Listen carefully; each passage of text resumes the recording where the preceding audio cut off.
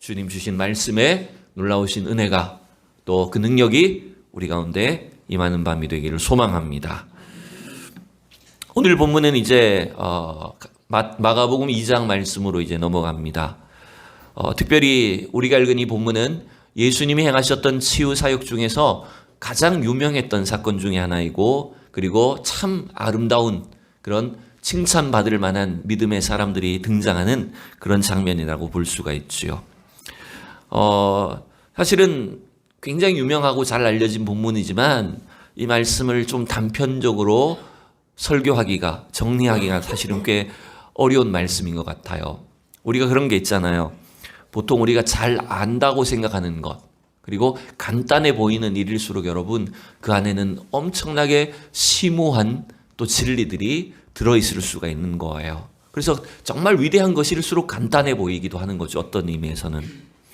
그래서 우리가 성경을 읽고 끊임없이 반복해서 이 말씀을 묵상하고 설교를 듣기도 하고 이 주신 말씀을 우리 삶 속에 계속해서 반복적으로 적용하며 나아갈 때 하나님은 우리가 이전에 알지 못했던 새로운 진리나 이전에 경험해보지 못했던 은혜들을 주시는 줄로 믿습니다. 여러분, 그게 말씀의 능력인 것 같아요. 말씀의 위대한 능력이 여러분 우리가 날마다 이 말씀을 읽고 듣고 할 때마다 새롭게 깨달아질 수가 있다는 것입니다. 그래서 오늘 이 시간도 우리가 잘 아는 이 본문의 사건이지만 제가 전하는 말씀을 통해서 우리 성령님이 주시는 그 지혜가 또 은혜가 우리 모두 가운데 넘칠 수 있기를 소망합니다. 사실 예수님께서 행하셨던 치유 사역들은 1장에서 여러 가지 대표적인 일들이 다 등장했었습니다. 베드로의 장모를 열병에서 치유해 주신 사건도 있었고요. 흉악한 귀신 들린 사람을 고쳐주신 사건도 있었고요. 그 다음에 나병 환자를 고쳐주신 사건도 우리가 지난주에 함께 살펴봤었습니다. 그 외에도 구체적인 병명은 등장하지 않았지만 지금 가버나움 동네에서 수많은 병자들과 여러 귀신 들린 사람들을 고쳐주셨다라고 성경은 1장에서 기록하고 있었습니다. 그러니 여러분, 오늘 본문에 등장하는 중풍병자를 치유하신 사건도 크게 1장의 내용과 크게 달라 보이지 않는 것도 사실입니다. 그러나 여러분, 우리가 이 예수님이 행하신 일들을 한번 좀 집중해서 주목해 볼 필요가 있어요. 저는 오늘 2장을 쭉 읽어 나가는 가운데 일단 제 눈에 먼저 이렇게 들어오는 단어 중에 하나는, 여러분 성경 한번 보세요. 2장 1절에 보면 수일 후에 예수께서 다시 가버나움에 들어가시니, 다시라는 것이 좀 눈에 띄었어요. 그 다음에 2장 몇 절을 또 보시냐면 13절을 보시면 13절에도 보세요. 예수께서 다시 바닷가에 나가시매라고 또 달라기 시작하고 있고요. 3장 1절로 또 넘어가 보실래요? 3장 1절을 시작하는 본문도 보면 예수께서 다시 회당에 들어가시니, 공교롭게도 중요한 지금 단락이 넘어갈 때마다 주님은 다시 가셨다는 표현이 반복되고 나타나는 걸 볼 수 있죠. 이건 이제 일단 예수님이 어느 지역에서 주로 사역을 행하셨다는 것이죠. 그렇죠. 갈릴리에 있는 가버나움 동네를 중심으로 그 근처에서 지금 반복적으로 사역을 행하셨다는 걸 알 수 있습니다. 그런데 이것이 왜 중요하냐면 왜 예수님이 다시 가버나움에, 다시 회당에, 다시 바닷가에 나아가시는 이런 반복적인 작업들이 중요할까라고 했을 때 이것은 이런 의미가 있는 것 같아요. 예수님의 사역은 어떻게 보면 단순하고 뻔해 보이는 반복적인 사역처럼 보이지만 이 일들을 통해서 예수님은 자기 자신이 누구이신지를 점점점 구체적으로 드러내고 계시다는 거예요. 결국 여러분, 우리 신앙생활은 다른 게 아닙니다. 저와 여러분이 신앙생활하는 것은 뭔지 압니까? 내가 이런 사람이야 라고 내 자신을 키우는 게 아닙니다. 우리가 믿고 아는 예수님이 누군지를 점점 더 알아가는 것을 말하는 것입니다. 그래서 제가 늘 이렇게 부탁드리고 싶어요. 우리 성도들은 내가 이전에 경험했던, 내가 이전에 아는 그 신앙에 머무르면 안 됩니다. 우리는 끊임없이 내가 새롭게 예수님을 만나야 되고 새로운 예수님의 은혜를 경험하셔야 됩니다. 그래서 예수님이 다시 가버나움에, 다시 회당에, 다시 바다에 나가셔서 어쩌면 반복적으로 이 사역을 하시지만 그 일들을 통해서 사람들에게 예수 그리스도 자신이 누구이신가를 나타내고 계시다는 거예요. 근데 여러분, 이에 대한 반응은 두 가지입니다. 예수님이 자기 자신을 누구신지를 나타내실 때 결국 사람들의 반응은 크게 보면 두 가지 상반된 반응으로 나타날 수밖에 없어요. 여러분 그것이 뭔지 압니까? 그것은 바로 예수 그리스도를 구주로 영접하고 믿는 자들에게는 어떤 반응이 나타날까요? 주님을 더 확실하게 믿고 나아가는 거죠. 주님이 보여주시는 하나님의 말씀의 그 능력과 기적을 경험하게 되는 겁니다. 그래서 예수 그리스도를 나의 구주로 믿고 나아가게 되는 거예요. 근데 반대로 예수님이 이렇게 반복적으로 말씀하시고 반복해서 여러 가지 사역과 기적을 행하심에도 불구하고 예수님을 믿지 않으려는 사람들, 예수님을 거부하는 사람들은 점점 어떻게 될까요? 그들이 마음이 완악해져서 처음에는 예수님을 믿지 않고 의심하고 뭔가 예수님에 대해서 뭔가 오해하고 점점 그것들이 뒤로 이어져 갈수록 예수님을 배척하고 대적하는 자리로 나아가게 돼요. 제가 한번 정리를 해봤어요. 3장, 오늘 2장부터 3장 초반부까지 다시라고 나오는 이 본문들을, 사건들을 한번 나열해보면 이렇게 되어 있어요. 잘 보셔야 돼요. 오늘 우리가 읽은 1절에서 12절에는 중풍병자의 치유된 사건이 나와요. 그런데 그 중풍병자의 치유를 하실 때 그 주님의 기적과 능력을 체험한 사람들도 있었지만 반대쪽에 예수 그리스도를 믿지 않는 사람들도 같이 이제 등장하게 됩니다. 여러 부류의 사람이 나오는데 첫 번째 누가 등장해요? 서기관들이 등장해요. 이 사람들은 예수님이 하시는 말씀에 대해서 이건 신성모독이다, 우리가 이따 살펴보겠지만 신성모독의 죄다라고 예수 그리스도를 정죄합니다. 서기관들이 등장해요. 그 다음에 13절부터 17절의 두 번째 단락에는요, 예수님이 바닷가에 나가셔서 세리 레위를, 이 사람은 마태겠죠? 레위 마태를 제자로 부르신 사건이 나와요. 그래서 예수님이 그 세리들의 집에 가서 식사하고 할 때 바리새인들이 등장합니다. 뭐라고 불평합니까? 저 사람은 뭔가 선생이라고 하면서 어떻게 죄인들, 세리들과 어울릴 수 있단 말인가? 예수님의 행적을 못마땅해 합니다. 바리새인들이 등장하죠. 세 번째 18절에서 22절에는 금식 논쟁이 나옵니다. 여기는 세례 요한의 제자들과 바리새인들인, 자기들은 정기적으로 매주 정해진 금식을 하는데 예수님의 제자들은 금식하지 않는다는 겁니다. 그걸 가지고 이제 논쟁을 하게 되죠. 그래서 예수님과 그의 제자들이 행하는 것을 못마땅하게 여기면서 그것을 비난하게 됩니다. 또 네 번째 단락은 23절에서 28절에는요, 안식일 논쟁이 나옵니다. 예수님과 제자들이 들판에서 안식일 날 이삭을 여러분 털어서 먹는데 안식일을 어겼다라고 비난을 합니다. 그때 바리새인들이 그걸 또 고투리를 잡고 지적하게 됩니다. 안식일을 어겼다는 큰 죄를 범했다는 거죠. 이제 마지막 다섯 번째 3장 1절 6절에는요, 그 안식일 날 예수님이 손 마른 사람을 치유하신 사건이 나옵니다. 그때 또 바리새인들과 이번 또 새로운 사람이 등장하죠. 헤롯 땅이라는 사람들이 등장해서 안식일을 어겼다고 예수님을 비방하는데 어떻게 비방하냐면 6절에 이렇게 되어 있어요. 3장 6절에 보면 어떻게 하면 예수를 죽일까 하더라. 벌써 여러분 예수님이 사역한 지 얼마나 됐다고 이 사람들의 마음속에, 예수님을 대적하는 사람들의 마음속에 어떤 생각까지 품었다고요? 예수를 죽여야 되겠다는 마음까지 먹었다고요. 여러분 이거 굉장히 무서운 반응 아닙니까? 예수님이 이렇게 반복적으로 행하시는 일, 그 일을 통해서 저와 여러분들은 날마다 우리 주님이 누구이신가를 확고하게 알아가는 우리 성도들이 되기를 원합니다. 그런데 그만큼 우리가 믿음을 지키고 살려면 할수록 똑같이 여러분 세상 여러분 좋게만 받아들이는 건 아니에요. 여기 나오는 것처럼 서기관들, 바리새인들, 헤롯 당들, 또 나중에 사두개인들, 여러 당시의 종교 지도자들, 권력자들이 이제는 예수님을 핍박하고 죽이려고 하고 결국 더 나아가서 우리의 신앙도 이런 식으로 위협하지 않겠습니까, 여러분? 여러분 이러한 반대와 또 적대적인 이 세상에 여러분 직면해 있지만 여러분 저와 여러분의 신앙을 오늘도 확고하게 가질 수 있는 성도들이 될 수 있기를 축원합니다. 이게 오늘 우리가 가져야 되는 진짜 중요한 오늘 말씀의 교훈인 것 같아요. 이제 본문으로 좀 더 이제 자세히 들어가 보도록 할게요. 자, 1절 말씀 같이 함께 봉독합니다. 수일 후에 예수께서 다시 가버나움에 들어가시니 집에 계시다는 소문이 들린지라. 여러분 이 가버나움은 우리가 1장에 살펴봤듯이 예수님이 이제 사역을 시작하셨던 동네가 가버나움, 자비의 동네, 이런 뜻을 갖고 있는 지역이었죠. 근데 어느 집에 들어가셨다고 되어 있어요. 여러분 이 집은 어느 집일까요? 우리가 짐작을 해본다면 종합하진 않지만 어느 집일까요?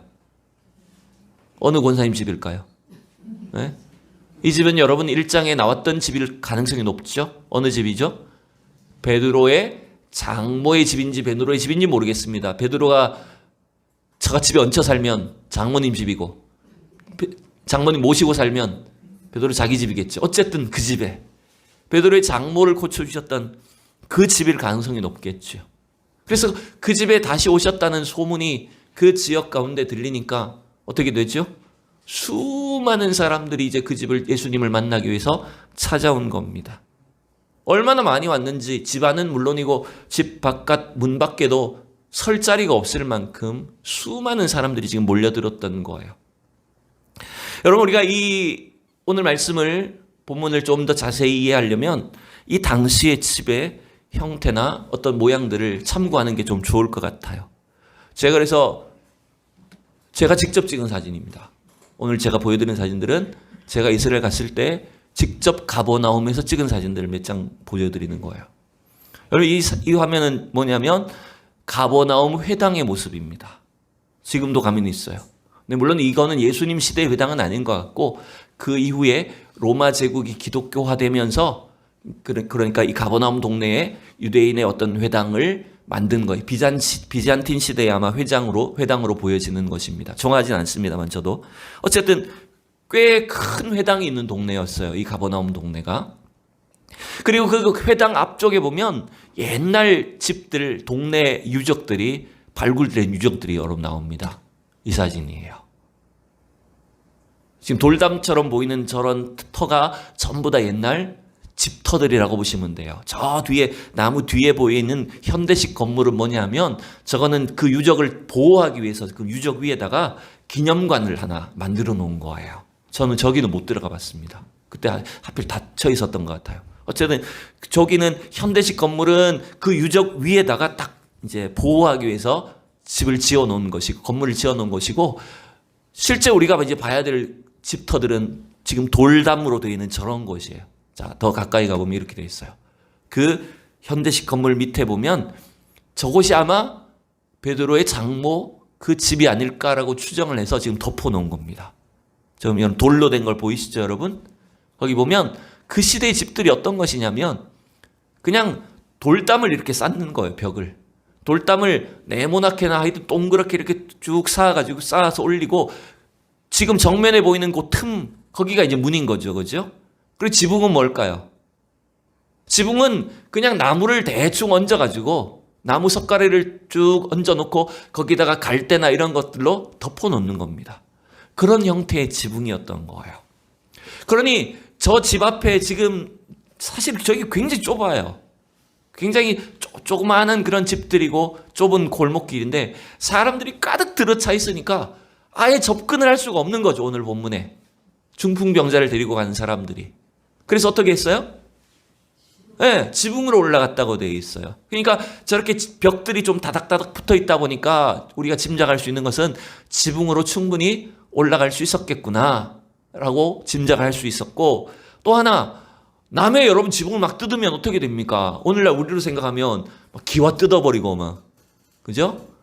슬라브 막 다 뜯어버리고 이러면 큰일 나는 거지만 저 시대의 집은 그렇지 않았다는 거죠. 실제로는 좀 이렇게 뜯어서 열어서 내리기가 용이했겠구나라고 하는 걸 짐작할 수 있는 거예요. 물론 그럼에도 불구하고 지금 그 안에 예수님과 사람들이 막 집 안에 들어가 있는데 막 짚을 막 뜯어내면 어떻게 되겠어요? 위에 막 집도 떨어지고 먼지도 떨어지고 옛날에 시골집에 구데기도 떨어지고 막 이러면서 큰일 날 거 아니에요, 여러분. 근데 그럼에도 불구하고 그렇게 해서라도 이 중풍병자를 고쳐야 되겠다. 반드시 예수님 앞에 데리고 가야 되겠다. 이런 간절한 열심이 이 사람들에게 있었다라고 하는 것을 우리는 알 수 있게 되는 것입니다. 자, 그런데 여러분, 지난주 우리가 나병 환자를 치유하신 이 말씀에서는 그 나병 환자가 어떻게 예수님을 믿게 됐을까라고 짐작을 했었어요. 기억나시나요? 나병 환자가 어떻게 예수님을 구주로 믿고 나를 불쌍히 여기십시오, 주님이 원하시면 나를 고치실 수 있습니다, 이런 믿음을 가질 수 있었다고 했습니까? 나병 환자는 뭘 들었다고요? 산상수훈의 말씀을 들은 것 같다고요. 사람들 가까이 자기의 신분을 숨긴 채 가까이 가서 산상수훈의 말씀을 듣고 그 예수님을 구주로 영접한 것 같아요.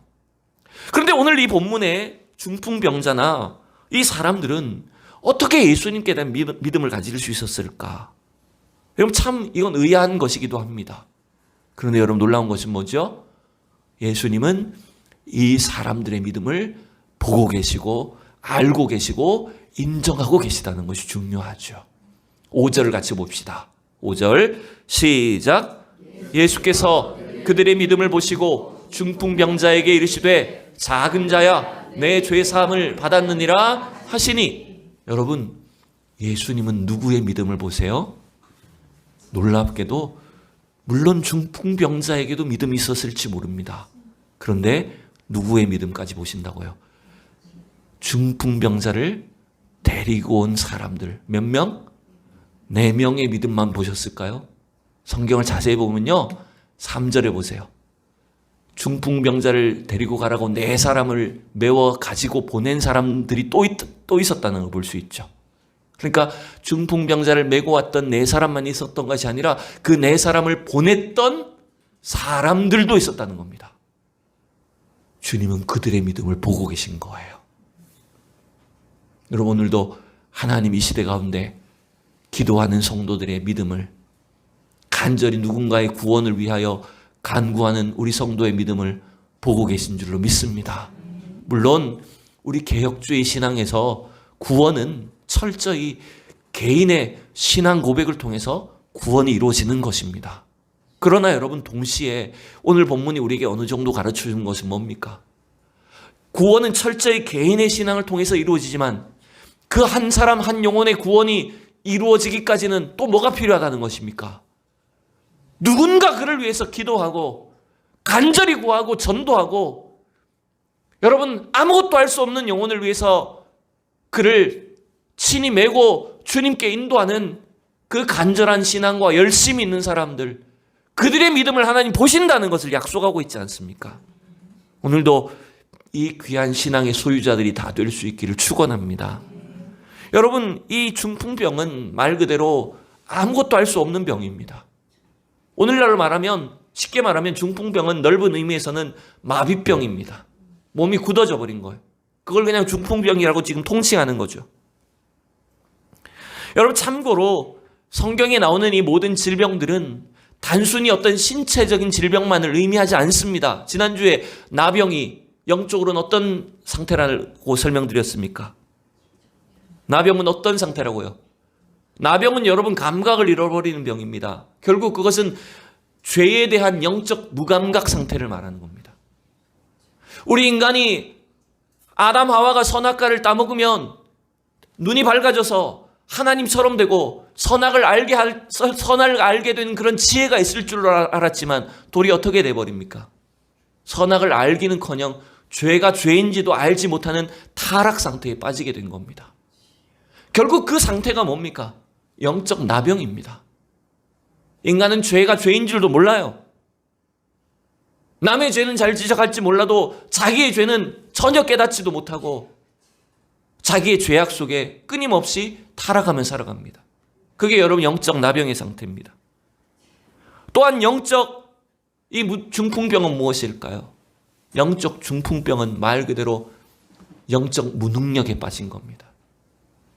우리의 힘으로는 아무것도 할 수 없고 우리 속에는 선한 것이 아무것도 없으며 우리가 행하는 모든 일들은 악한 것밖에 없는 상태라는 것이죠. 그래서 여러분, 예수님이 성경에서 여러 병자들을 고쳐주신 사건들은요, 전부 다 그 개개인의 어떤 질병이나 개개인의 죄를 고치셨다기보다는 그 시대의 영적인 타락상들을, 죄악들을 고쳐주시겠다는 의미가 담겨 있는 거죠. 그걸 가장 대표적으로 알 수 있는 것이 요한복음 9장에 보면 예수님께서 날 때부터 소경된 사람을 고쳐주셨잖아요. 기억나시죠?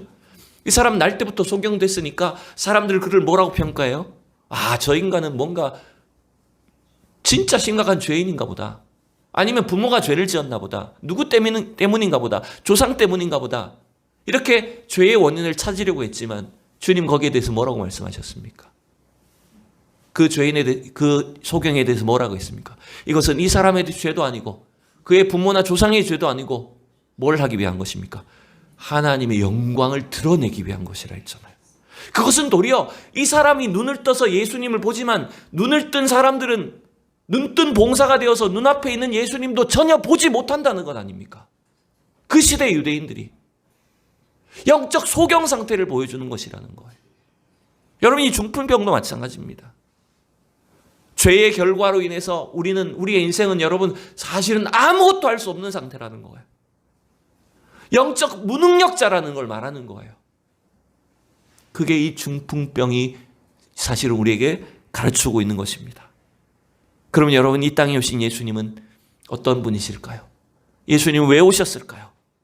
바로 이러한 죄와 사망의 권세 아래 영적 중풍병에, 영적 나병에 걸려있는, 육체는 살아있는 것 같으나 영적으로는 죽어있는 우리 인생들을 구원하시기 위해서, 되살리기 위해서 예수님이 이 땅에 오셨다는 거예요, 여러분.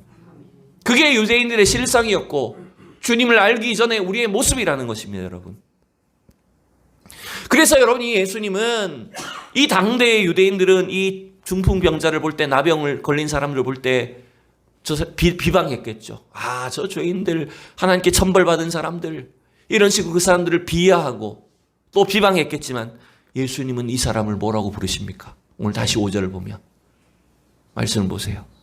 예수께서 그들의 믿음을 보시고 중풍병자에 이르시되 작은 자야, 내 죄 사함을 받았느니라.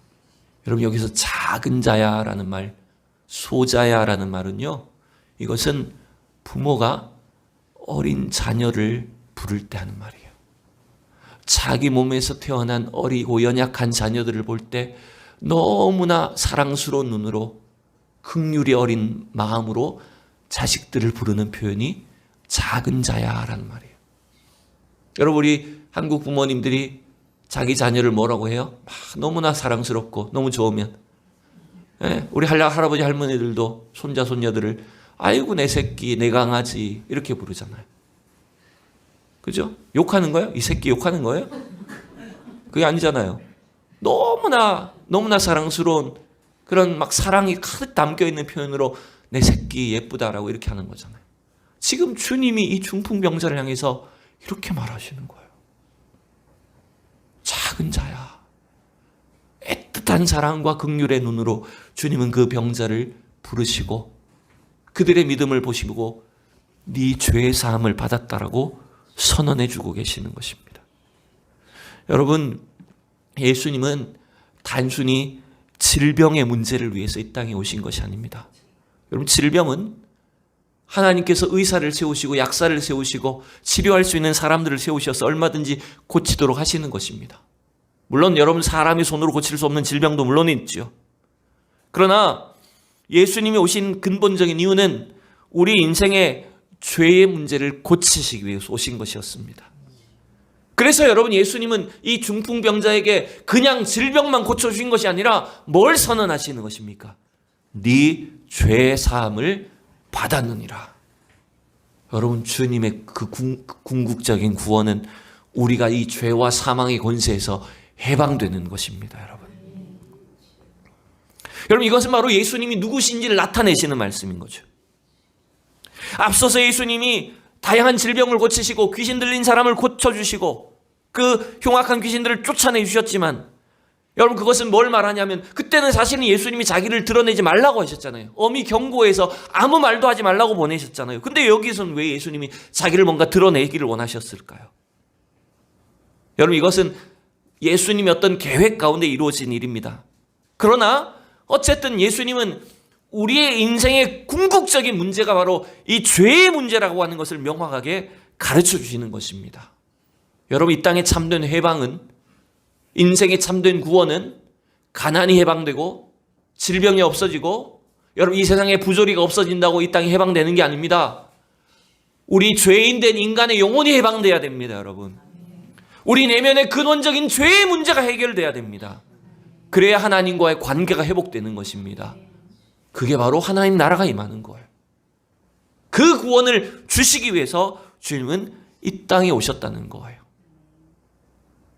여러분, 우리가 이 작은 믿음이라도 주님 앞에 가질 수 있기를 원합니다. 그래서 우리 인생의 궁극적인 이 죄의 문제를 가지고 주님 앞에 날마다 나아가고 기도할 때 하나님 주시는 놀라우신 은혜와 회복을 체험하는 우리 모두가 되기를 원합니다. 여러분, 이 말씀을 들을 때 그 자리에 있던 서기관들은 이제 어떻게 생각합니까? 6절과 7절을 보세요. 어떤 사람들이 거기 앉아서 마음에 생각하기를 7절 다 같이 이 사람이 어찌 이렇게 말하는가 신성모독이로다. 오직 하나님 한 분 외에는 누가 능히 죄를 사하겠느냐. 여러분, 이 그림이 굉장히 얼마나 웃긴 것인지 한번 보셔야 돼요. 지금 이 베드로의 장모의 집 앞에 사람이 얼마나 많이 모였어요? 네, 너무 많아갖고 밖에서 누구 들어가지도 못할 정도로 모여 있었잖아요. 근데 그 집안에 그 방 안에 누가 같이 있어요? 서기관들이 거기 지금 예수님 곁에 앉아 있었다고 말해요. 이 사람들은 지금 처음부터 예수님 왔을 때부터 이미 그 집에 제일 먼저 가 있었던 것 아닙니까? 어떤 마음으로 가 있었죠? 어떤 의도로 가 있었을까요?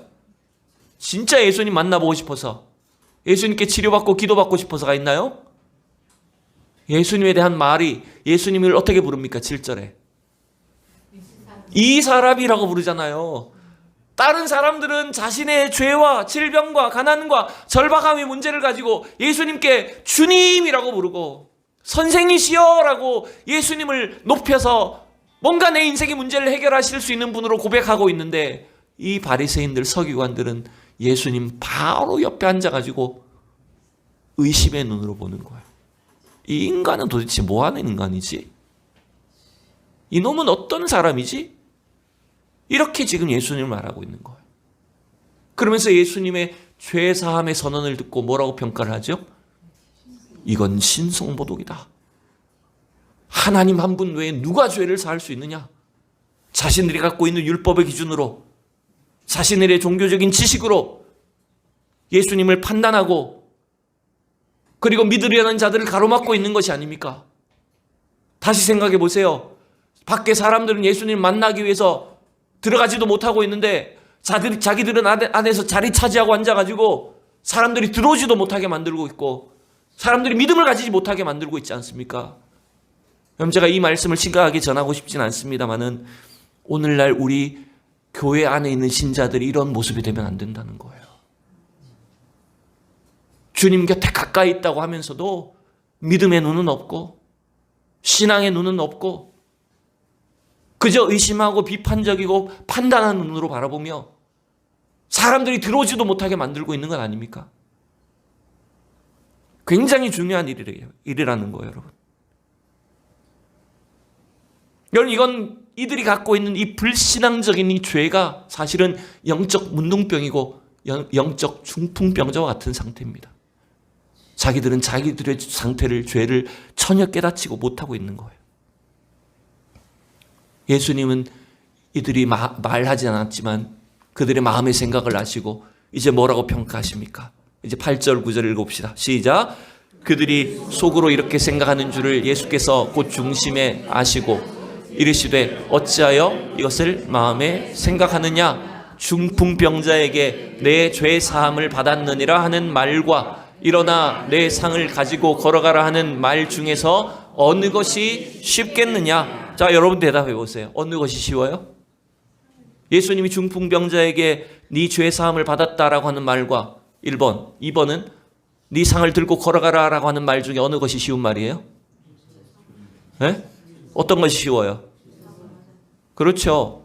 죄 사함을 받았느니라고 말해주는 건 훨씬 더 쉬워요. 왜 쉬울까요? 그건 말만 하면 되는 거니까.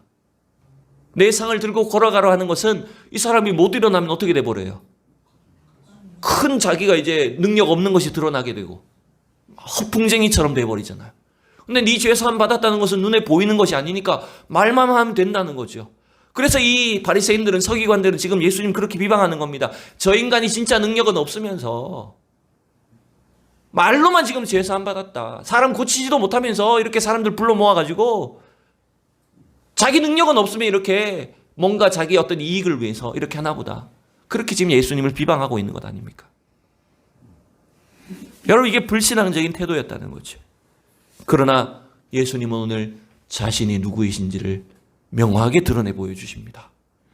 자신이 비방을 당할 것과 더욱더 핍박당할 것을 아시면서도 예수님 자기를 드러내십니다. 자, 10절. 자, 시작. 그러나 인자가 땅에서 죄를 사는 권세가 있는 줄을 너희로 알게 하려 하노라 하시고 중풍병자에게 말씀하시되 내가 내게 이르노니 일어나 내 상을 가지고 집으로 가라 하시니.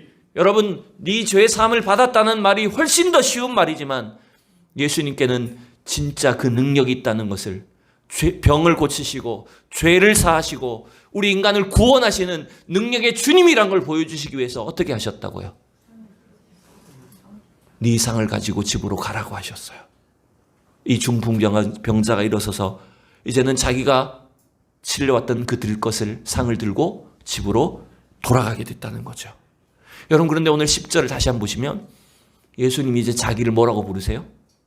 인자가라고 부르십니다. 아까 서기관들은 예수님을 이 사람이라고 불렀는데 예수님은 이제 인자가 땅에서 죄를 사하는 권세가 있는 줄로 너희로 알게 하노라 라고 자기 자신을 설명하고 드러내 보여주십니다. 인자가 뭘까요, 여러분? 인자가 뭘까요? 이 말은 단어적으로는 사람의 아들이라는 말입니다.